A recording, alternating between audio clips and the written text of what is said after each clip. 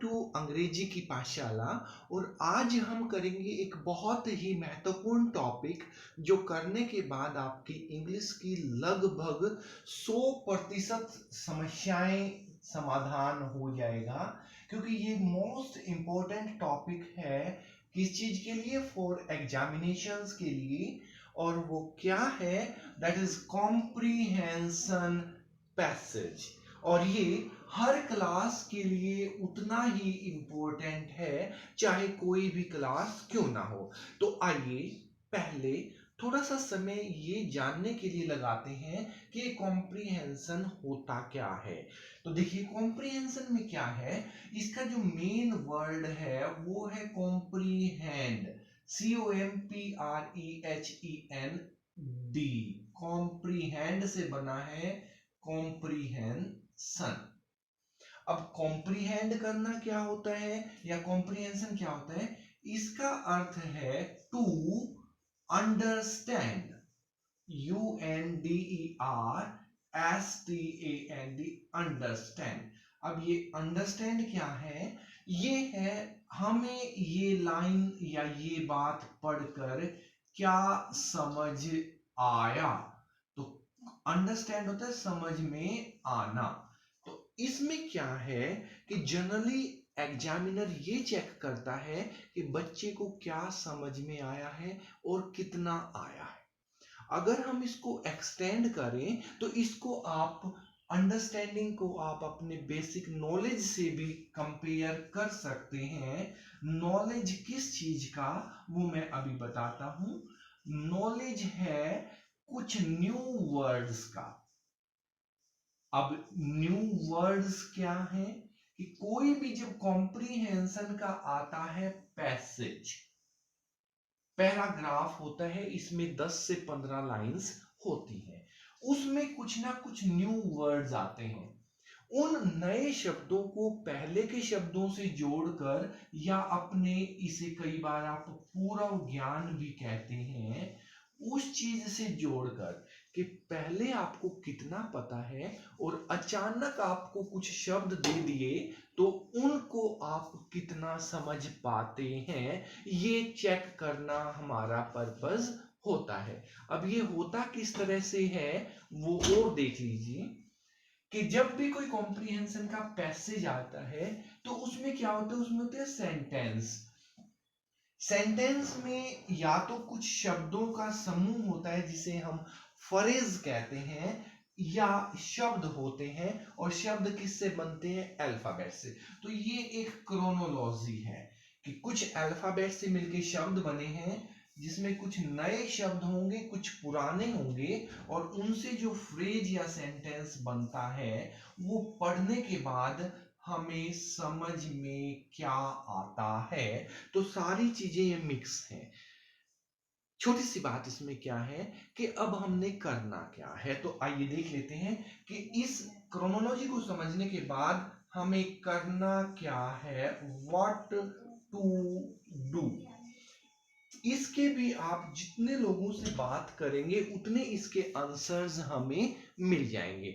Generally क्या होता है कि जो बेसिक सभी लोग जिस पर सहमत है वो क्या है, दोनों मेथड करते हैं हम, डायरेक्ट भी और इनडायरेक्ट भी। पहला क्या है, कुछ लोग कहते हैं कि रीड द पैसेज, ऊपर लिखा भी होता है केयरफुली, बड़े ध्यान से पढ़ना है ताकि हमें पता चल जाए, एंड आंसर, फिर उसके बाद आंसर करना होता है किसको, द फॉलोइंग क्वेश्चन। उसके बाद जो क्वेश्चंस फॉलो करेंगे उन सब का हमें आंसर करना होता है। तो सबसे पहला स्टेप पैसेज रीड करने का होता है। तो जनरली क्या करते हैं हम कि पैसेज को एक बार समझ में ना आए तो 2 बार, फिर समझ में ना आए तो कई बार 3 बार भी पैसेज पढ़ने की जरूरत पड़ जाती है।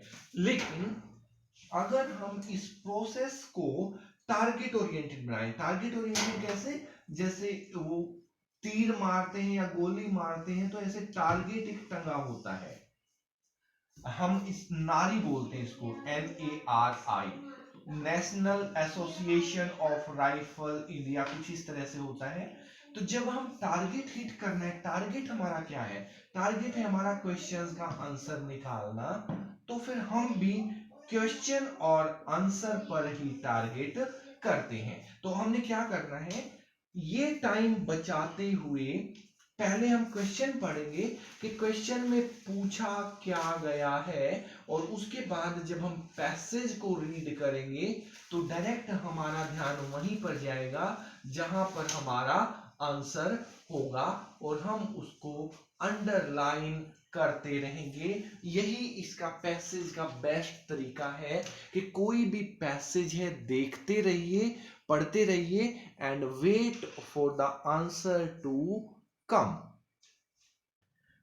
तो आइए हम स्टार्ट करते हैं एक कॉम्प्रीहेंशन पैसेज। अब कॉम्प्रीहेंशन पैसेज ये एग्जाम के हिसाब से कितना इंपॉर्टेंट है, ये आइडिया आप ऐसे लगा सकते हैं कि कोई भी क्लास हो, एक तो पैसेज दो तरह के होते हैं। अनसीन, जो जनरल टॉपिक से होते हैं और हमारे रोजमर्रा की जिंदगी से होते हैं, जो पहले सी मैंने देखना, सीन नहीं किए होते, अचानक आपके सामने नई चीज आती है तो उससे पता चलता है कि आप नए वर्ड्स को कैसे डील करते हैं। और दूसरे होते हैं सीन पैसेज। सीन पैसेज होते हैं क्या, कि जो आपकी टेक्स्ट बुक है उसमें, चाहे वो कविता की बुक है, पोइट्री, या वो पाठ हैं, लेसन्स हैं, प्रोज, उनमें से पैसेज आते हैं। तो अगर आपको अनसीन पैसेज करने आ जाते हैं तो फिर बुक वाली तो आपने कहानी पढ़ी भी हुई है, कोई दिक्कत नहीं आती। तो आइए देखते हैं comprehension passage.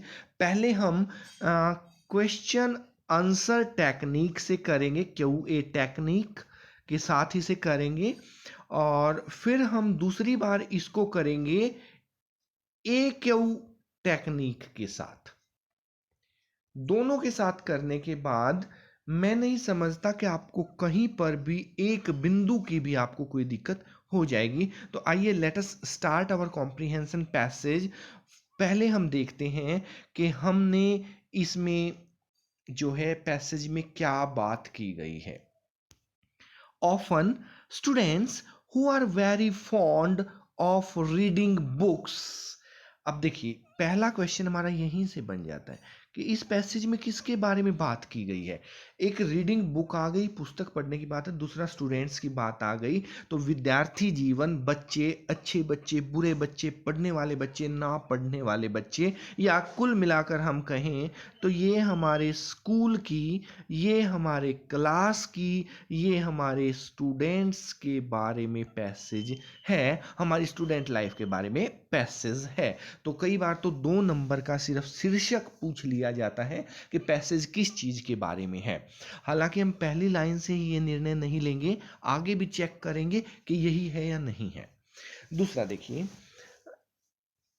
Labelled by their comrades. Comrade होता है साथी, जो उनके सहपाठी हैं, साथी।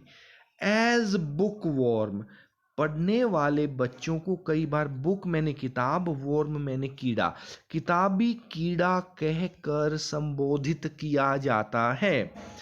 Those disparagements generally come from the mouth of students who consider themselves as being gamesters। ये देखिए हमने सिर्फ 2 लाइन पढ़ी हैं। पहला फुल स्टॉप आया था बुक वॉर्म्स पे, और दूसरा फुल स्टॉप आया है गेमस्टर्स पे। तो हम सिर्फ ये 2 लाइनें अंडरस्टैंड करेंगे, फिर अपनी पहली टेक्निक की बात करेंगे, और फिर हम दूसरी टेक्निक की बात करेंगे। तो सबसे पहले देखिए पहले में क्या बताया था, हमने टाइटल निकाल दिया। दूसरे में देखिए गेमस्टर्स, GME, गेम खेलने वाले बच्चे या खिलाड़ी या प्लेयर्स। पहले में स्टूडेंट्स आया था, दूसरे में आ गया खिलाड़ी या प्लेयर्स। तो इसमें हमें पक्का कंपैरिजन मिलेगा पढ़ने वाले स्टूडेंट्स और खेलने वाले स्टूडेंट्स में। वो चीज़ हम आगे भी देखते जाएंगे, लेकिन पहले हम इस पे करते हैं टेक्निक ऑफ AQ। आंसर आपके सामने है, क्वेश्चन आपने बनाना है। कैसे बनाएंगे? WH फैमिली के साथ। W का what, why, when, where and who, और H का हाउ। इन क्वेश्चन टैग्स के साथ, इन क्वेश्चन वर्ड्स के साथ, इन इंटेरोगेटिव वर्ड्स के साथ हम क्वेश्चन बनाते हैं। तो पहली लाइन में क्वेश्चन क्या बनता है? Often students who are very fond of reading books are labelled by their comrades as bookworms. तो पहला क्वेश्चन ये बन जाएगा, हु आर लेबल्ड एज बुकवॉर्म्स।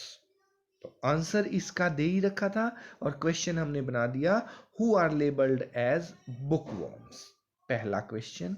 दूसरा क्वेश्चन ये बन जाएगा कि ये लेबल लगाते कौन हैं? Who label them as bookworms. तो इसमें आंसर आ जाएगा देयर कॉमरेड्स, उनके अपने साथी ही ये टैग लगा लेते हैं। सेकंड लाइन में देखिए, ये स्टूडेंट्स कैसे होते हैं, कौन ये लेबल जनरली लगाते हैं? तो इसका आंसर फ्रॉम WHOSE, हुज, किसके मुंह से? From whose mouth does this label come. Answer आ जाएगा गेमस्टर्स, खेल खेलने वाले बच्चे इस तरह के लेबल लगाते हैं। ये तो हो गई हमारी टेक्निक नंबर 1, क्या? आंसर से क्वेश्चन बनाना। और एग्जाम में क्या आएगा? एग्जाम में हमारा आएगा क्वेश्चन से आंसर बनाना। तो हम चेक कर सकते हैं कि कौन से क्वेश्चंस पीछे पूछे गए हैं। आइए देखते हैं क्या क्वेश्चंस पूछे गए हैं। आज के हमारे पैराग्राफ में पहला क्वेश्चन क्या पूछा गया है कि which students are labelled as bookworms. तो हमने पहली लाइन पढ़ी थी, उसमें आंसर था the students who are very fond of reading books are labelled as bookworms by their friends. Second question देखिए, हु कॉल देम सो, उन्हें कौन कहता है? Gamesters call them so. Third question देखिए, who call games better than academics. अब देखिए यहां से हम टेक्निक नंबर 2 कर रहे हैं कि हम पहले ही देख लेते हैं कि क्वेश्चंस पेपर में कौन से आने हैं और फिर हम आंसर ढूंढेंगे। तो 2 तो हमारे हो चुके हैं, पहला हो गया। दूसरा, तीसरा क्वेश्चन हम ढूंढेंगे पैरा पढ़ते हुए कि who call games better than academics. आप अपने आप से भी पूछ सकते हैं कि खेल ज़्यादा बढ़िया है या पढ़ाई। तो ये देखते हैं कौन कॉल करेगा। Which complex is inherent in them. तो इसमें कहीं ना कहीं एक कॉम्प्लेक्स की बात आएगी कि कौन सा वो कॉम्प्लेक्स होता है। और एक क्वेश्चन है, which glamour is unique. Glamour unique होता है, स्पेशल। ग्लैमर होता है जब आप ग्लो करते हैं, जब आप शाइन करते हैं, जब आप लाइमलाइट में होते हैं, या आप स्टार बन जाते हैं, स्टार खिलाड़ी या स्टार पढ़ने वाले बच्चे, टॉपर बच्चे बन जाते हैं। तो इस तरह के क्वेश्चन हम ढूंढेंगे। विच एक्टिविटी इज वर्दी वन। खेलों में और पढ़ाई में कौन सी बेटर है, ये हम ढूंढेंगे पैरा पढ़ते हुए। Who does much for the society. Society के लिए खिलाड़ी ज़्यादा करते हैं या पढ़ने वाले ज़्यादा करते हैं। What is the benefit of games. खेलों का क्या लाभ है। और what is sacrificed for games. पढ़ने के लिए किस चीज़ का सेक्रीफाइस या बलिदान किया जाता है। What is the main aim of education. पढ़ाई का मुख्य एम क्या है। और टाइटल क्या है, क्या शीर्षक रहने वाला है। तो आइए अब बाकी के क्वेश्चंस करते हैं इस टेक्निक से, क्योंकि हम पेपर में इस टेक्निक के साथ जाएंगे। तो आइए देखते हैं। पहली लाइन हमने कर ली थी, दूसरा क्वेश्चन हमें दूसरी लाइन में मिल गया था। तो कई बार क्या है कि एक ये टेक्निक भी अक्सर लोगों के द्वारा बताई जाती है, टीचर्स के द्वारा बताई जाती है, और वो कई बार स्टिक भी बैठती है। वो भी आपके माइंड में रहनी चाहिए कि पहले क्वेश्चन का आंसर पहली लाइन के आसपास मिलता है, क्वेश्चन नंबर 2 का आंसर दूसरी लाइन के आसपास मिलता है, क्वेश्चन नंबर 3 का आंसर तीसरी लाइन के आसपास मिलता है, और इनके साथ एक वर्ड मैं लगा देता हूँ, लगभग। और इस लगभग का आंसर आपने ढूंढना है कि क्या पहली लाइन के पास ही है या पहला क्वेश्चन दूसरी लाइन तक गया हुआ है, दूसरा क्वेश्चन दूसरी लाइन में ही है या तीसरी लाइन तक गया है या चौथी लाइन तक गया है। अभी सर्च कर लेते हैं, अभी देख लेते हैं। यहाँ तक हमारा हो गया था boys who shine in athletics और in playing some game particularly cricket. तो एथलेटिक्स की बात यहाँ की गई है, क्रिकेट की बात की गई है। तो क्वेश्चन हमारा ना कोई एथलेटिक्स पे था ना कोई क्रिकेट पे था, लेकिन दोनों को अगर हम जोड़ दें तो गेम्स पर हमारे कई क्वेश्चन थे। तो इस लाइन में हमारा कोई आंसर नहीं है। अपना टाइम सेव करते हैं, आगे बढ़ते हैं। Consider that the games field means games, ये एपोस्ट्रोफी होता है का के की, गेम्स का फील्ड इज बेटर, अच्छा है, और nobler arena for their activities and their expenditure of energies। उनकी एक्टिविटी, क्रियाकलापों के लिए, एक्सपेंडिचर ऑफ एनर्जी, अपने शरीर की शक्ति लगाने के लिए, देन द क्लासरूम। तो यहाँ पर ग्राउंड और क्लासरूम को कंपेयर किया गया है, तुलना किया गया है। और द रीडिंग डेस्क, या जिस बेंच पर बैठकर पढ़ाकू बच्चे पढ़ते रहते हैं, किताबी कीड़े पढ़ते रहते हैं, ये ग्राउंड में जाकर बच्चे गेम खेलते हैं, उन दोनों का ही यहाँ पर कंपैरिजन किया गया है। तो which thing was considered better, ये तीसरे क्वेश्चन का आंसर आ गया है कि खेलने वाले तो खेलों को बेटर बताते हैं। The idea is born out of an inferiority complex. आपको अगर ध्यान हो तो कॉम्प्लेक्स का एक क्वेश्चन आया था, जो चौथे क्वेश्चन का आंसर हमें मिल गया। चलते चलते हम इसको अंडरलाइन करते हुए चलेंगे ताकि हमें क्वेश्चन के आंसर बड़े आसानी से मिल जाएं। चौथे का आंसर मिल चुका है, और बेटर तीसरे का आंसर हमें मिल चुका है। देखिए, 2 लाइन पढ़ी, 2 का आंसर मिला, 2 और पढ़ी, 2 और का आंसर मिला। थोड़ा सा और आगे चलते हैं। आगे क्या कहते हैं राइटर कि students who actually envy their fellows, fellow होते हैं साथी सहपाठी, एनवी होता है घृणा। अब देखिए, कॉम्प्रीहेंशन पैसेज की एक खास बात यह है कि अगर कुछ वर्ड्स का मीनिंग हमें ना भी पता हो तो हम उस लाइन में उसका मीनिंग का अंदाजा लगा सकते हैं, जिसे हम बोलते हैं कॉन्टेक्सचुअल मीनिंग। किस कॉन्टेक्स्ट में, किस लाइन में कैसे यूज किया गया है वो हमें पता चल जाता। क्या कहते हैं, हु शाइन अकेडमिकली, कुछ अकेडमिक्स में, पढ़ाई में आगे निकल जाते हैं। Academic honours have a glamour which is unique. Glamour word से याद आया हो तो एक और क्वेश्चन से हमारा आंसर मिल गया कि कौन सा ग्लैमर यूनिक है। पढ़ाई वाला ग्लैमर यूनिक है। पढ़ने वाले बच्चों को खेलों में अच्छे बच्चों से ज़्यादा तवज्जो हमेशा दी जाती है। तो देखिए, खेल खेल में 5 आंसर हमारे मिल गए हैं, और हम केवल पहली बार ही इस पैसेज को पढ़ रहे हैं, कोई ज़्यादा मेहनत भी नहीं लग रही। आगे देखते हैं। It is not to be denied that the playing of games is a worthy activity. अब देखिए, ये क्या कह रहे हैं कि खेल की एक्टिविटी भी बहुत वर्दी है, बहुत अच्छी है। इस बात को डिनाई नहीं किया जा सकता, इनकार नहीं किया जा सकता। That the team spirit can be engendered in the individual। Team spirit को लाने के लिए, एक टीम की भावना को जन्म लेने के लिए, एक दूसरे का सहयोग की भावना को जन्म देते हैं खेल। उस तरह से देखें तो खेल भी बहुत लाभदायक हैं। Only if he has learned to participate in playing of games। अगर वो गेम्स में भाग लेना भी सीख गया है तो सहयोग की और टीम की भावना उसमें जन्म ले लेती है।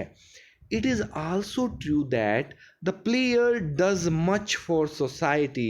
हा हा हा, सोसाइटी का एक क्वेश्चन आया था, सोसाइटी के लिए कौन करता है? A player does much for the society and his country. ये 7वें 8वें क्वेश्चन का भी हमारा आंसर मिल गया है। And for his country on the playing field.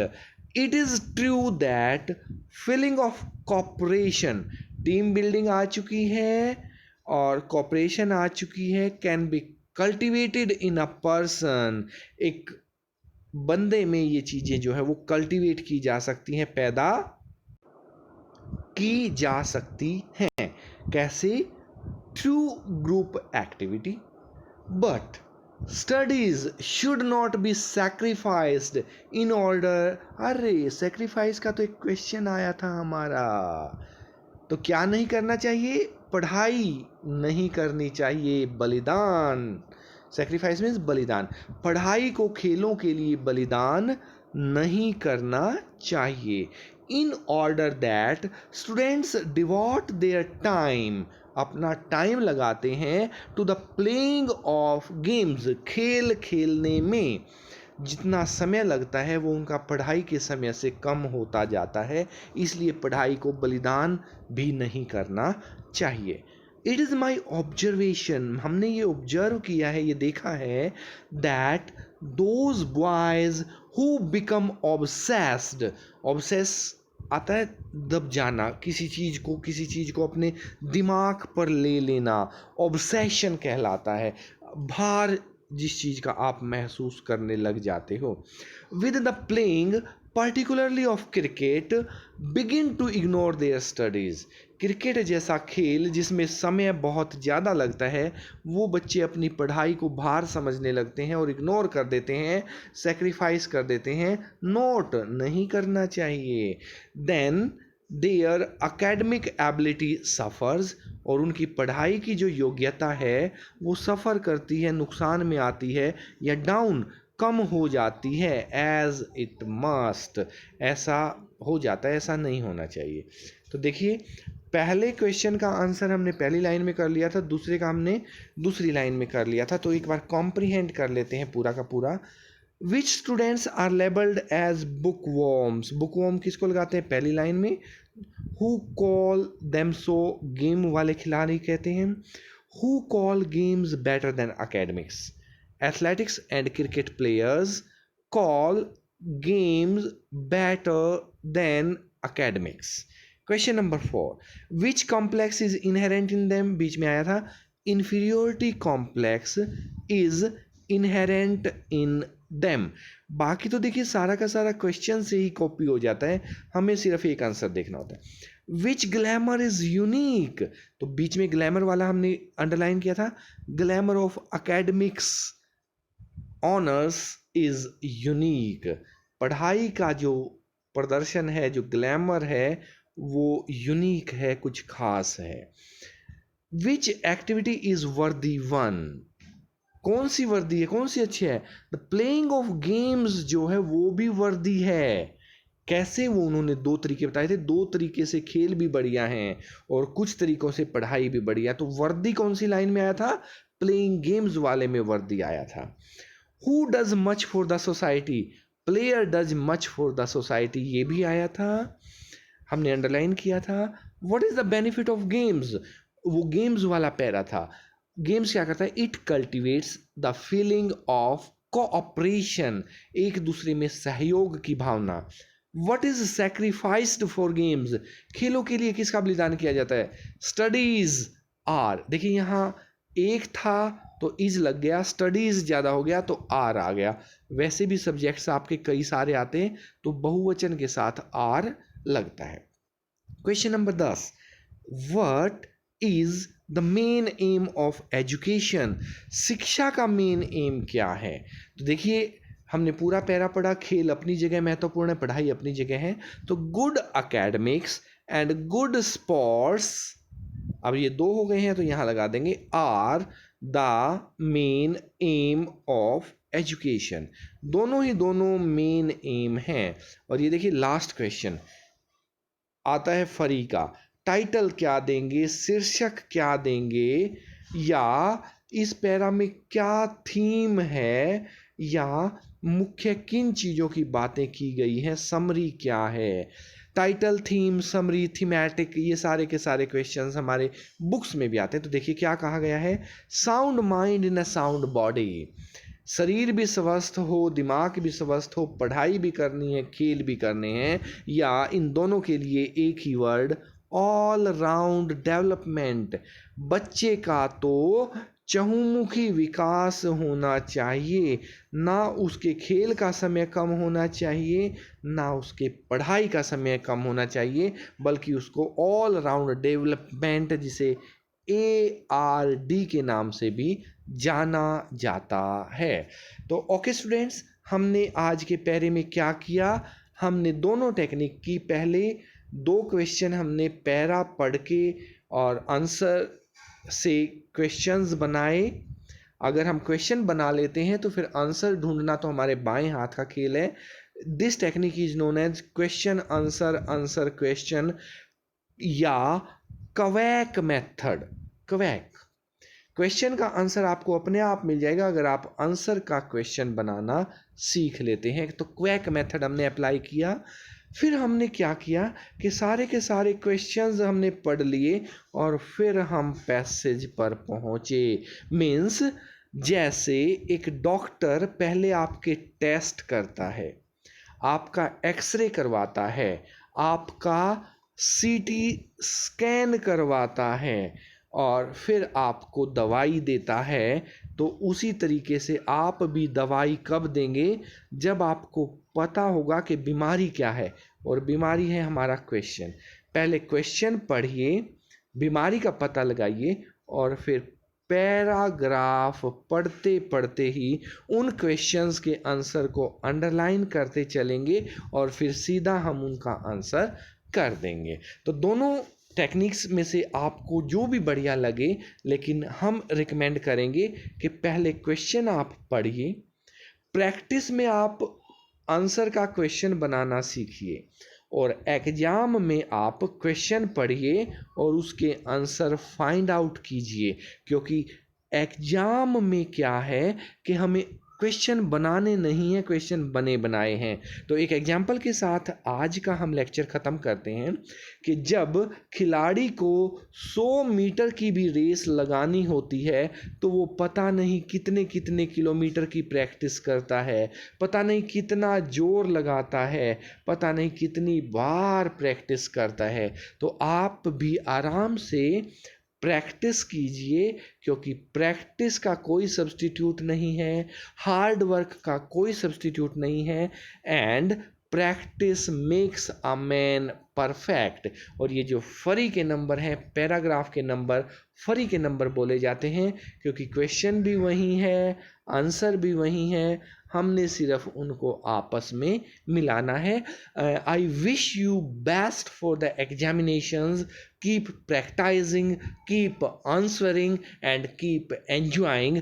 क्योंकि जो ये पैराग्राफ हैं ये आपका शब्दकोश भी बढ़ाते हैं और वोकैबुलरी बिल्ड करने के लिए इससे बढ़िया कोई भी एक्सरसाइज नहीं है। Best of luck and keep studying. Thank you very much.